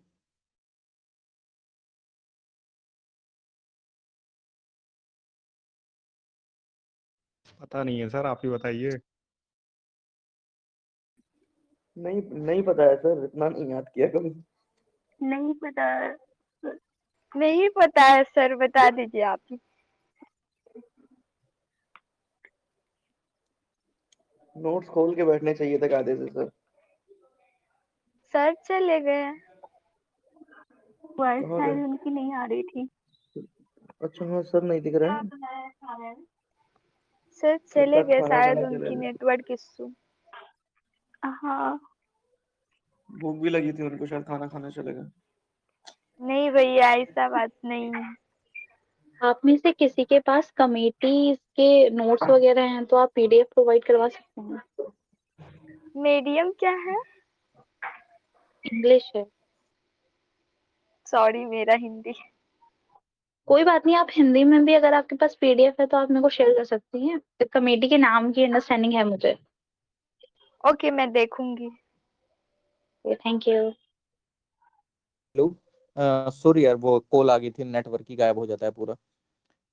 ठीक ठीक है, मैं यार बोल रहा था, सॉरी फॉर डिसकंटिन्यूएशन, बट चलो ठीक है। तो सबसे पहला क्या रिकमेंडेशन था इनका, इन्होंने एसएलआर और सीएलआर वो सीआरआर में इन्होंने रिडक्शन करा। यार मैं वही चीज बोल दे रहा हूँ, सीआरआर और एसएलआर का हम क्या इम्पैक्ट पड़ता है, क्या इम्पैक्ट नहीं पड़ता है, वो मैं चीजें फर्स्ट सेशन में हम काफी अच्छे से कर चुके हैं। अगर अब भी जरूरत है मैं एक लाइन में एक्सप्लेन कर दूंगा, लेकिन मैं कर चुका हूं तो काफी अच्छे से, फिर वही टाइम का इशू होगा। सीआरआर और एसएलआर में क्यों करा गया, मान लो यार, अगर मेरे को सीआरआर अगर सीआरआर मेरा चल रहा है 20%, मेरे को कैश की फॉर्म में, मतलब हाइपोथेटिकली सिनेरियो के अकॉर्डिंग समझा रहा हूँ, मेरे पास 100 रुपए हैं। 100 रुपए में से अगर मेरे को 30 रुपए रखने पड़ जाए, आरबीआई के पास 70 रुपए बचे हैं, 70 रुपए में से भी मेरे को एसएलआर में 40 रुपए रखने हैं, बचे कितने, 30 रुपए। अरे यार मैं 30 रुपए में क्या ही किसी को उधार दे पाऊंगा, नहीं दे पाऊंगा ना।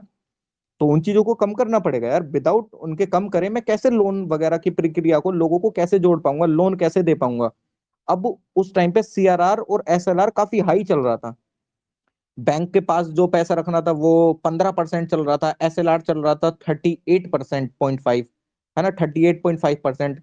अब आके वो नॉर्मलाइज अगर आप देखते हैं तो सीआरआर अभी आके कितना है, 4% के आसपास अगर है, अगर एसएलआर कितना 18%। अब यार 100 रुपए में से अगर मेरे को उस टाइम पे 15 रुपए बैंक आरबीआई के पास, और उसमें से 40 रुपए अप्रोक्सीमेटली अपने पास रख रहा हूँ, तो बचे ही कितने मेरे पास, 50 रुपए। और 50 रुपए में से मैं लोगों को उधार भी दूंगा, अब मैं लोन पे दूंगा, लोन वहां से मेरे पास वापसी भी नहीं आ रहा है, मैं तो माइनस में जा रहा हूँ चीजों को लेके, तो मैं कैसे एक्टिविटीज को, मतलब बिजनेस के लिए लोन दे पाने में सक्षम हूँ, है ना, तो नहीं होऊंगा ना। तो इसलिए रिडक्शन करा गया एसएलआर वाले रेट में, सीआरआर वाले रेट में। चलो ठीक है, ये हमने समझ लिया कि ये चीज हो जाती है, कोई दिक्कत नहीं है। जो इंटरेस्ट रेट है ना बैंक का लोन पे, अगर मैं लोन लेने जा रहा हूँ बैंक से, तो नरसिम्हन कमेटी ने उस टाइम पे ये बोला कि एक काम करो, अगर आपको लोन मतलब जो लोन का जो इंटरेस्ट रेट है, अभी तो हमने काफी टर्म देख ली कि कैसे कैसे रेट डिसाइड हो जाता है, कैसे नहीं होता है, तो उन्होंने बोला, नरसिम्हन कमेटी ने सिंपल, कि भाई एक काम करो, तुम मार्केट की डिमांड एंड सप्लाई की चीज को देखते हुए अपना इंटरेस्ट रेट तय करो कि कितना आपको इंटरेस्ट रखना है। मतलब मार्केट में कितनी सप्लाई एंड डिमांड है फंड की, उसके अनुसार आप रखो। अब यार मान लो मैंने इंटरेस्ट रेट अपना रख दिया 30%, तो कोई लोन लेना आएगा, नहीं आएगा। लेकिन जैसे ही मैं 10% कर दे रहा था, उस टाइम पे 100 लोग लोन लेना आ रहे थे, लेकिन मैंने जैसे ही 30% करा, कोई लोन लेने ही नहीं आ रहा। जब कोई लोन लेगा ही नहीं, बिजनेस कैसे बढ़ेगा, बिजनेस नहीं बढ़ेगा, manufacturing sector down, manufacturing sector down, GDP पे इम्पैक्ट। अब मुझे वो चीज तो करना है, तो नरसिम्हन कमेटी ने बहुत आसान शब्दों में बोला, भाई तुमको अगर अपना इंटरेस्ट रेट कैलकुलेट करना है, तो you have to decide this on market force, just like आपकी सप्लाई कितनी है और ये डिमांड क्या है, फंड वगैरह की मार्केट में, उस चीज पे। ठीक है, ये उसने कर दिया। अब पहले क्या होता था, ये जो इंटरेस्ट रेट वगैरह था ये, है ना, तो अब उन सब चीजों को उन्होंने बोला कि अब ऐसे नहीं होगा, अब आप मार्केट के बेस पे डिसाइड करो इन सब चीजों को। चलो ठीक है, हमने ये चीज मान ली। जो ड्यूअल कंट्रोल था उसको भी उसने हटाया, उसको हटाने के लिए उसने सजेशन दिया कि भाई एक काम करो, ये जो तुम आरबीआई और मिनिस्ट्री ऑफ फाइनेंस के अंदर में एक बैंकिंग डिवीजन चलता था, उस समय की बात करूं तो मैं 1991 की बात करूं, तो जो हमारी मिनिस्ट्री ऑफ फाइनेंस है उसके अंदर एक बैंकिंग का डिवीजन चलता था, और जो आरबीआई, ये दोनों मिलके बैंकिंग को रेगुलेट करते थे। उन्होंने बोला, यार भाई क्या कर रहे हो तुम, मतलब सरकार का डायरेक्ट इन्वॉल्वमेंट भी ला रहे हो, आरबीआई भी ला रहे हो, तुम तो किसी के चलने ही नहीं दे रहे हो, गवर्नमेंट कुछ चाह रही है, आरबीआई कुछ चाह रही है, तुम कैसे रेगुलेट करोगे। अब यार किसी मतलब वैसे ही अगर मैं जनरल वे में करूं, तो ऐसे कैसे हो पाएगा, मतलब किसी एक मतलब एक लड़का है और उसकी 2 गर्लफ्रेंड है, भाई वो कैसे कर पाएगा टैकल इन सब चीजों को? तो उसमें ऑब्वियसली बात है टसल होना है, तो सेम वहीं पे यार टसल तो होना ही है। तो उन्होंने बोला यार तुम एक काम करो, तुम ये सब चीजों को, सिस्टम को छोड़ो और आरबीआई के हाथ में बैंकिंग सेक्टर दो। आरबीआई के हाथ में जब बैंकिंग सेक्टर दोगे तो चीजें आसान होंगी। किसी नेटवर्क एक इशू सर का आपका। सर वॉइस डिसीजन ब्रेक हो रही चलेगा। है। आरबीआई को ज्यादा अच्छी समझ है सर उस चीज वॉइस की। नहीं है, बैंकों को थोड़ी फ्रीडम ब्रेक हो गई थी की, पूरी। बैंक वॉइस कट रही है, तो वॉइस ब्रेक हो रही है।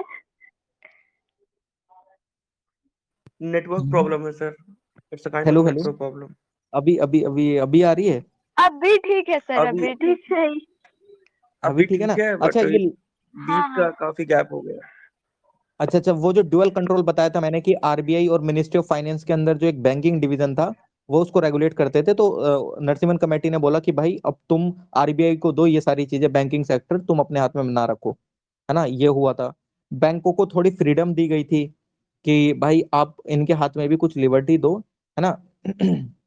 कि वो ऑटोनोमसली अपने कुछ फंक्शंस को कर पाए। अब ये नहीं कि तुम घोड़े की तरह उस पर लगाम लगा के रखो, है ना? वो अपनी वर्किंग टेक्नोलॉजी या जो इवॉल्विंग वर्ल्ड में चीजें जिस तरीके से अडॉप्ट करी जा रही हैं, जो कि टेक्नोलॉजी अडॉप्ट हो रही है। अच्छा एक क्वेश्चन और है, बैंकिंग की जो ये, अगर मैं बैंक की बात करूं उसमें सॉफ्टवेयर कौन सा यूज होता है? मतलब मैक्सिमम बैंक कौन सा सॉफ्टवेयर यूज करती हैं?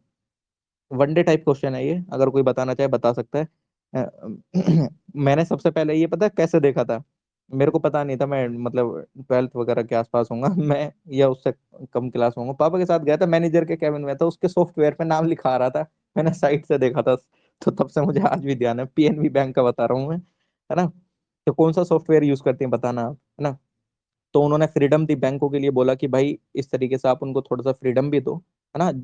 जो इवॉल्विंग वर्ल्ड की टेक्नोलॉजीज वगैरह हैं उन सब, या जो चेंज हो रहे हैं उन सबको वो अडॉप्ट कर पाए, है ना? तो ये चीजें उसने बोली, ठीक है। अब बैंकिंग सेक्टर का कुछ रीऑर्गेनाइजेशन भी थोड़ा सा उन्होंने कुछ बोला, है ना? उसने बोला कि जो कि जो ये पब्लिक सेक्टर बैंक्स है ना, जितनी ये तुमने मतलब काफी नंबर में खोल दिए हैं, उनका कुछ मर्जर करो। यानी कि जस्ट लाइक अक्षय कुमार एक साल में 10 फिल्में निकाल देता है, लेकिन वो क्वांटिटी देख रहा है, क्वालिटी तो नहीं देख रहा है ना? तो सेम वही कि यार तुम क्वांटिटी देख रहे हो बैंकों की, कितनी बैंक खुल रही है, अब तुम वहीं पे 3-4 को एक साथ मिला के कोई अच्छे से ढंग से काम करो तो ज्यादा बेहतर है। सेम वही अक्षय कुमार से बोलो यार तुम एक साल में 10 मूवी ना निकालो, एक मूवी निकालो तो बेहतर चलेगी। अब सेम बैंकिंग के साथ हो रहा था यार, तुम 10-15 मतलब इतनी सारी बैंक खोल के बैठे हो, तो इससे बढ़िया तुम 3-4 बैंकों को एक साथ मिला के कोई एक अच्छे से रेगुलेशन उसका करो। ऐसा नहीं कि आप एकदम ये सारी चीजें बैठ के करने। तो उन्होंने मर्जर से रिलेटेड रिकमेंडेशन दी, है ना? कि कुछ 3-4 लार्ज पब्लिक सेक्टर बैंक को मिला के एक तरीके से या तो इंटरनेशनलाइज कर दो, है ना? कि एक इंटरनेशनल लेवल पे काम करे, या अगर रूरल लेवल या अर्बन लेवल पे इतनी सारी बैंक कर रही है काम, उनको मर्ज करके थोड़ा सा एक बेटर वे में काम कर पाए, उस तरीके से आप कर लो। तो उनकी बात को माना भी गया था, तो मर्जर भी हुआ था उस टाइम पे 8 से 10 बैंक का, है ना?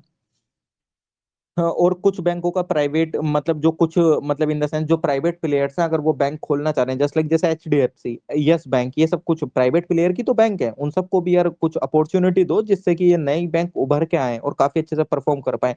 भाई साहब आज एचडीएफसी बैंक उसमें गिनी जाती है डीएसबीज में, आपको पता हो तो, है ना? मैं इनका बताऊंगा डीएसबीज वगैरह में क्यों गिनी जाती है। सबसे बड़ी बैंकों में आती है HDFC bank, private player bank है जबकि वो, है ना? तो उसने इसलिए बोला कि यार तुम प्राइवेट प्लेयर बैंक को भी काफी अच्छे से वो आजादी दो, और फॉरेन बैंक्स को भी इंडिया में ऑपरेट करा जाए इस तरीके से आप उनको बोलो। जस्ट लाइक आपने देखा होगा ना फॉरेन बैंक का स्टैंडर्ड चार्टर बैंक जो है, काफी बैंक्स हैं, उनको भी बोलो जिस तरीके से रेगुलेट हो चीजें। अगर लोग बाहर जा रहे हैं या फॉरेनर के यहाँ पे आ रहे हैं, जिससे कि क्या हो, ये जो लेटर ऑफ अंडरटेकिंग इशू करता है ना, जो नीरव मोदी को इशू कर दिया था, मतलब अगर कोई पर्सन बिजनेस से रिलेटेड कोई बिजनेस खोलना चाह रहा है अमेरिका में, तो अमेरिका में कोई बैंक तो उसको जानती नहीं है। अब कोई बैंक उसको जानती नहीं है, कोई उसको लोन नहीं देगी, वो कैसे खोल पाएगा? करोड़पति इतना भी है तो उसको 100-200 करोड़ रुपए चाहिए खोलने के लिए, उतना तो उसके पास है भी नहीं। अब वो फॉरेन में जा रहा है तो वो कैसे कर पाएगा? तो इन सब चीजों को इशू मतलब इन सब चीजों पे ध्यान दो, और लेटर ऑफ अंडरटेकिंग वगैरह चीजें को करा गया। लेटर ऑफ अंडरटेकिंग क्या कि यहाँ की बैंक एश्योर दे देती है कि हाँ ठीक है, इशू कर देती है यहाँ से बैंक कि हम इस पर्सन को जानते हैं ये वो, तो वो लेटर ऑफ अंडरटेकिंग उस, मान लो पीएनबी बैंक का फॉरनर बैंक से किसी से टाई अप है, तो वो उस बैंक से जाके उतने पैसे ले सकता है। नीरव मोदी के केस में क्या हुआ था, उन्होंने लेटर ऑफ अंडरटेकिंग इशू कर दिया, कोलेट्रल कुछ रखा ही नहीं गिरवी में, कोलेट्रल रखा ही नहीं। अब वो भाई ऑब्वियसली बात है, जब आपने इतने हजार करोड़ रुपए दिए हैं तो कुछ तो गिरवी रखना पड़ता, कुछ गिरवी रखा ही नहीं, और वो ऐशो आराम में था भाई बंदा, है ना। तो ये चीज थी। इतना करते हैं, नरसिम्हन कमेटी फर्स्ट के रिफॉर्म आई थिंक समझ आए होंगे, है ना। बाकी हम कल कर लेते हैं, कोई दिक्कत नहीं है। कुछ अगर ऐसा कोई इशू है तो प्लीज बता दीजिएगा, आपको लगता है या कुछ मैंने गलत बताया कुछ ऐसा, तो वो भी मैं मतलब बताऊंगा चीजों को। एक और चीज बता देता हूँ, इस पे एनपीए से रिलेटेड भी उसने रिकमेंडेशन करा था कि एनपीओ को रेगुलेट करने के, ये सब एसेट रिकंस्ट्रक्शन कंपनीज वगैरह को करा जाए। ये हम देखेंगे अभी एनपीए के टाइम पे, जब हम पढ़ेंगे ना पारा वगैरह, है ना, पारा और 5/25 का रूल, या सरफासी एक्ट पढ़ेंगे 2002 का, या ये सब, तो काफी अच्छे से ये चीज तब समझ में आ जाएगी, है ना। तो तब बताएंगे। कुछ ऐसा कोई डाउट या कुछ भी ए टू जेड हो तो प्लीज बता सकते हैं, एनीवन। ये कुछ गलत बताया या कोई भी ए टू जेड कुछ भी।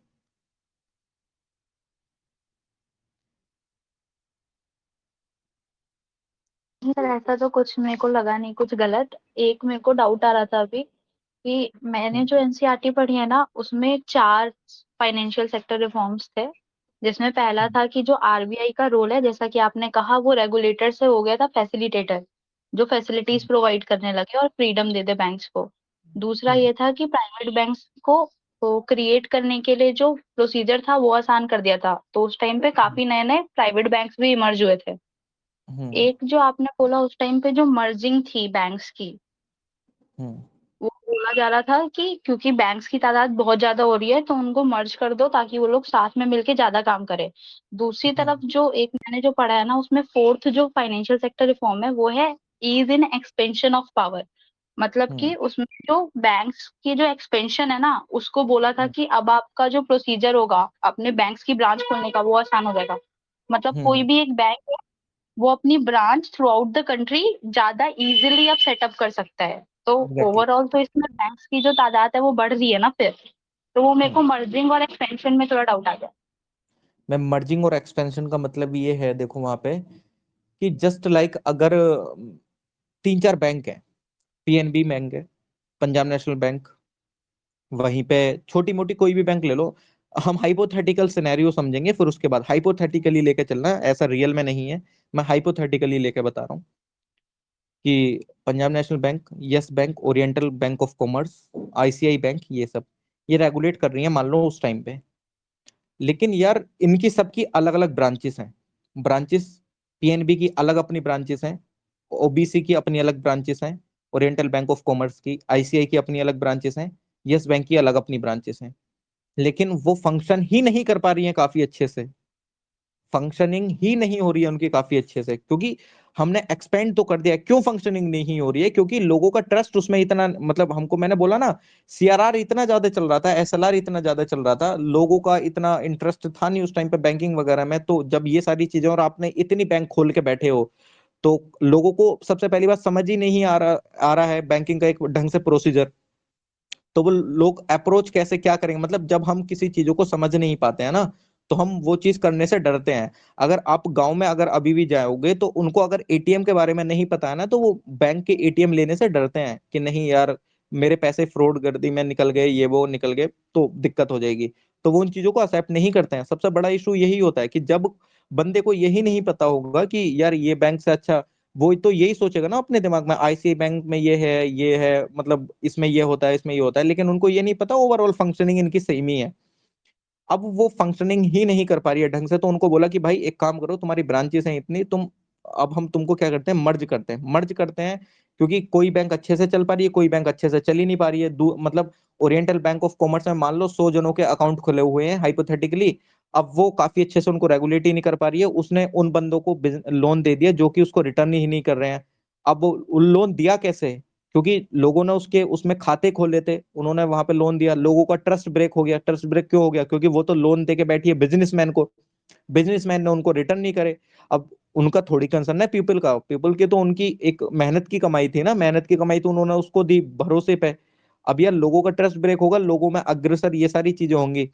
अब उसको बैकिंग प्रोवाइड करने के लिए इन सब चीजों को देखते हुए तो उन्होंने क्या करा, मर्जिंग के लिए बोला। अब मर्जिंग के लिए बोला तो उन्होंने वहां पे बोला कि देखो चलो ठीक है, अब हमने मर्जिंग कर दिया तो काफी अच्छे से चीजों को रेगुलेट कर पाओगे। अब एक्सपेंशन का इसलिए करा कि हमारा एक सपना क्या था नेशनल, मतलब सपना इन द सेंस कि हमको लोगों के पास पहुंचाना है, मतलब लिबरलाइजेशन जो हमने करा ये ग्लोबलाइजेशन एलपीजी के टाइम पे। तो नरसिम्हन कमेटी ने भी तो बोला था ना कि हमको इन द सेंस की जो मतलब या उससे अगर मैं पहले की बात करूं कि जो वीकर सेक्शन है उनके पास भी आपको पहुंचना है।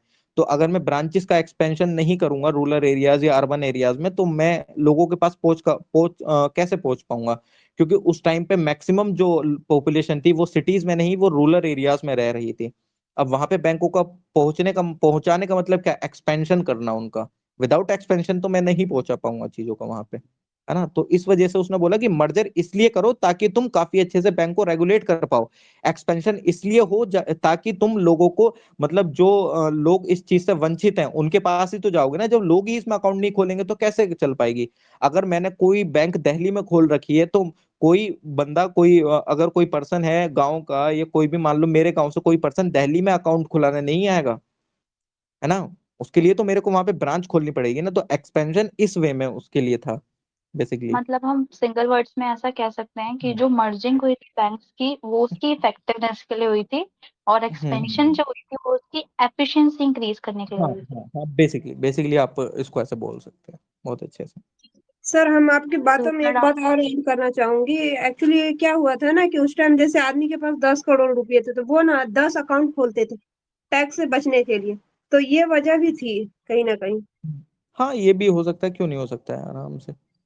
नहीं, एक्चुअली ये एक्सपीरियंस किया हुआ हमारी आंटी ही पास में रहती है, उन्होंने ही ऐसा बताया था। अच्छा अच्छा अच्छा अच्छा, नहीं होता था ऐसा, क्यों नहीं होता था? उस टाइम पे भी बड़े बड़े प्लेयर्स थे यार, ऐसा नहीं है। हर्षद मेहता उस टाइम का ही प्लेयर है। वो कौन देखा है ना स्कैम जी जी। 1992 सीरीज आप लोगों ने? हाँ, तो वो क्या करते थे, वो 10-20 अकाउंट खोलाते थे अलग अलग नाम से सेपरेट सेपरेट बैंक में, जिससे उनको हम्म। टैक्स बिल्कुल देना ही नहीं पड़ता था। इस वजह से भी मतलब गवर्नमेंट ये डिसीजन ली थी। हाँ हाँ एग्जैक्टली, मैं आपकी बात से पूर्णतः सहमत हूँ, ये सही बात है। बहुत अच्छा। और किसी का कुछ सच क्यों कुछ लगता हो तो प्लीज कर सकते हैं, है ना। इकोनॉमिक्स में मतलब सही चल रहा है ना अभी, मतलब इंटरेस्ट आ रहा है आप लोगों को कि नहीं आ रहा है? हाँ सर, आ रहा है, बढ़िया है। इंटरेस्ट आना चाहिए बेसिकली।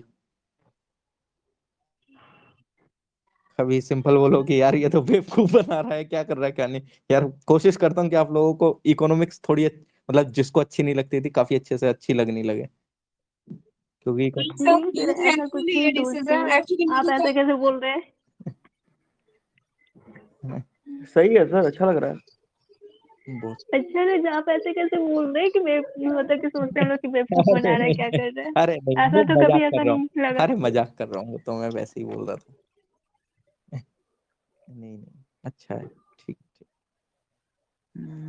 बढ़िया है। रात में भी हम मतलब कर लेते हैं कभी कभार। रात में रैंडम सेशन ऐसे कर लिया था मजे, है ना विवेक सर, विवेक हाँ कुमार जी, सर, है ना। कल तो ऐसा सर बस, अच्छा हाँ टाइम दो पास हो सेशन गया तो था। फिक्स है। एक तो 4 से 5 ज्योग्राफी, और रात में 8 से 9। अब कल जैसे मूड नहीं कर रहा था पढ़ने का तो 12 बजे सेशन खोल के हिस्ट्री कर लिया ऐसी। तो ऐसा कर लेते हैं कभी कभार, लेकिन हाँ 2 सेशन फिक्स चलते हैं। रात में 8 से 9 इकोनॉमिक्स, और वही 4 से 5 ज्योग्राफी, है ना। सुनिए यार, बहुत सही। आप लोग सारे दे रहे हैं ना 2023? नहीं कुछ दे रहे हैं, कुछ दे रहे हैं, कुछ सारे दे रहे नहीं है। होंगे सर। कुछ 24 वाले भी हैं, मैं समझ गया। ये श्री कृष्णा सर आप कौन सा दे रहे हैं, 24? सर मैं पार्ट टाइमर हूँ, पार्ट टाइम यूपीएससी प्रिपरेशन कर रहा हूँ सर अभी मैं। अच्छा अच्छा, full part time time. CGL aspirant हूँ मैं अभी। मतलब सितंबर के बाद से फुल फ्लेज्ड यूपीएससी दूंगा फिर मैं। ये वाला दिया था सीजीएल वाला, इसका टीयर 2 चल रहा है अभी मेंस। हाँ, मेंस मेंस हो गया 2 मार्च से, तभी तो आप ग्रुप पे वापस आ गया हूँ। अच्छा अच्छा अच्छा अच्छा अच्छा अच्छा, आपका हो गया 2 मार्च 2 मार्च। को था मेरा सर। अच्छा अच्छा, सही है, बहुत सही। मैं तो नौकरी चाहता वाला हूँ। इंपॉर्टेंट है सर, यूपीएससी इतना वो नहीं है सर, इतना ट्रस्ट नहीं कर हाँ नहीं, सकते सही इस बात, पे सर, बेवफा है सही सर बात, ज्यादा। नहीं सही बात है, सही बात है। सही है, लेकिन सही ये है। बेवफा बेवफा का बदला लेने के लिए भी करते हैं लोग। अरे सर बेवफा वो नहीं 10 कहते दिन बहुत चलता ही है शॉर्ट सर। बहुत ही शॉर्ट साइटेड होते हैं सर, बहुत ही शॉर्ट साइटेड, मतलब कि इतना भी क्या सर, 10 एक दिन इंसान चलता के है लिए सर। इतना थोड़ी ना, इतना बड़ा एग्जाम थोड़ी ना कोई वो डिजर्व करता है सर। अपने लिए हम्म, करो, पेरेंट्स के लिए करो। हम्म, नहीं अच्छी बात है, अगर किसी को दिखाना भी है तो एटलीस्ट यार यूपीएससी तो हो नहीं रही है। अगर मोटिवेशन आ रहा है तो अच्छी बात है सर, कहीं से हाँ, आए। मोटिवेशन लेने से मतलब है। मुझे तो नहीं आता है सर, बाकी जिसको आता है वो करे, क्या दिक्कत है। नहीं सही बात है, सही बात है। तो सर कभी आप करो, कभी मैं नहीं चाहता कि आपको कभी बेवफाई मिले, लेकिन कभी नहीं एक्सपीरियंस। सर जी, अपन अपन सर, अब सर बड़े हो गए सर, अब निब्बा निब्बी वाली उम्र चली गई सर, अब मैच्योरिटी आ गई है। सही बात है। लेकिन अब मैं 24-25 साल की एज में भी कोई ये सब काम करे तो फिर क्या ही बोलेंगे फिर। नहीं सही बात है, सही बात है, बहुत सही। करने वाले तो सर 35 में भी कर रहे हैं, तो क्या कर सकते हैं, उनको भी कुछ नहीं बोल सकते। यार जब डीवाई चंद्रचूड़ से ही बोल सकते हैं कि अडल्ट्री जो है वो मतलब एक्स्ट्रा मैरिटल हाँ, adultery affair is not a crime, yes sir. Legal है, तो अब अडल्ट्री क्या इज ही नॉट अ आगे क्राइम, आगे ये चीजें। सर मुझे ये वर्डिक्ट सुन के बड़ा मतलब थोड़ा सा अंदर से बोला कि यार बताइए क्या मैं बताया जाए, बताऊं, आप किस क्या बोले, दिशा में मैं जा रहे डीवाई हैं भाई। चंद्रचूड़ का बहुत दिनों से इंतजार कर रहा था और मैं उनका बिग फैन हूँ। अगर वो जुडिशरी में अगर मैं देखा जाए तो मैं काफी अच्छे से पसंद करता हूँ, लेकिन this is the first sem decision यार। कि मैं इनका क्रिटिसाइज करता हूँ इस डिसीजन के लिए। सिर्फ कुछ हाँ उस पर है ना, बस ये डिसीजन मेरे को खराब लगता है। बाकी सब जितने भी दिए इन्होंने, श्रेया सिंगल वाला केस, अपने पिताजी के ही डिसीजन को इन्होंने पलट दिया था, एडीएम जबलपुर हाँ, वाले केस का। मतलब हम्म, बहुत अच्छे से सारे इस डिसीजन मुझे अच्छे डिसी लगते हैं। इस डिसीजन लेकिन पे ये सर थोड़ा सा मुझे भी थोड़ा वो लगा, लेकिन वही है कि ना, we have to respect our Supreme Court. हाँ नहीं सही बात है। अब क्रिटिसिज्म कर सकते हैं, क्रिटिसाइज कर सकते हैं, बट फिर भी हाँ अथॉरिटी तो नहीं, वही है ना। ये तो मैं खुद बोलता हूँ, देखो पर्सनल लेवल पे मुझे भी ये डिसीजन का मैं फेवर नहीं करता हूँ, अगर पर्सनल लेवल की जैसे बात है, लेकिन अभी डिसीजन आया था सर, जैसे जो आपका सेक्स वर्कर से रिलेटेड आया था, जो हाँ, that is also a profession. तो वो अच्छा हम्म, लगा देख सुन के कि नहीं, कम से कम एक तबका जो इतना दबा हुआ तबका है, और इसके बाद भी हम्म, उसके लिए सोचा जा रहा है, तो ये एक अच्छी चीज है।